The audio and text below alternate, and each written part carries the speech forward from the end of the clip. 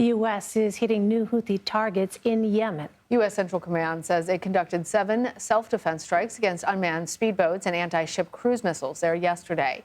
The Defense Department says these targets were a threat to U.S. Navy ships in the region. The Iran-aligned militants have launched a wave of attacks on cargo vessels in the Red Sea in recent weeks. The U.S. has conducted multiple strikes against Iran-backed militia groups across the Middle East recently. Now, this is in response to the deadly drone attack on a base in Jordan last month.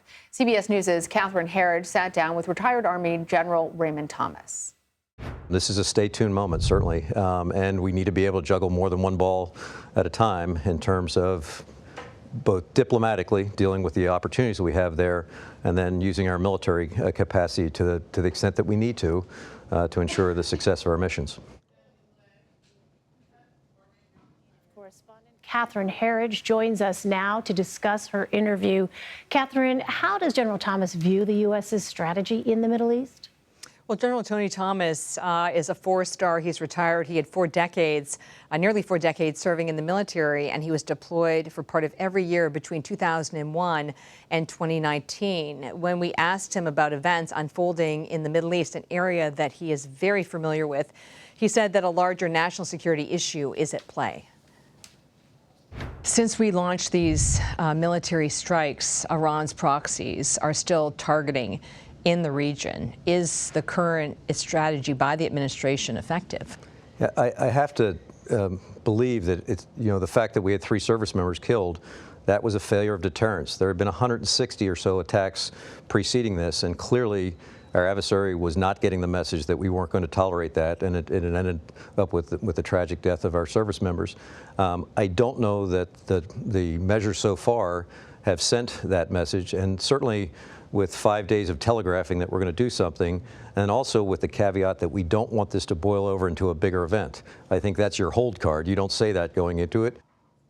General Thomas's last position was as the head of the Special Operations Command, and he emphasized that in this scenario, it's important for our adversaries and our allies to understand that the U.S. is willing to use all of the tools and capabilities in its military arsenal, not only to protect our personnel in the region, but also to achieve our objectives.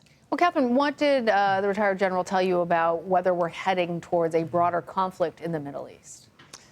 Well, General Thomas said that it's really a wait-and-see moment. He described it as extremely tenuous for a number of reasons. But the central reason, he said, is that there appears to be a lack of clarity with our strategy and long-term objectives. He said it's not a criticism specifically of this administration, but also of past administrations.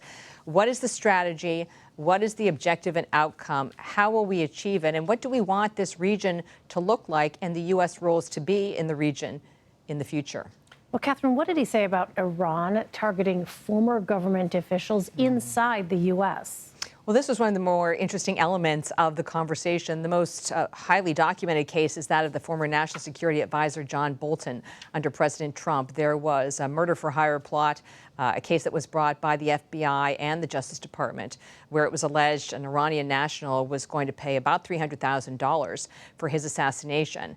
General Thomas said the fact that there are threat streams, there are intelligence, that the Iranians are seeking to attack former government officials inside the United States is a red line that has been crossed. And in his opinion, the Iranians have not gotten the message that there will be incredible consequences for crossing that red line and that it just simply won't be tolerated.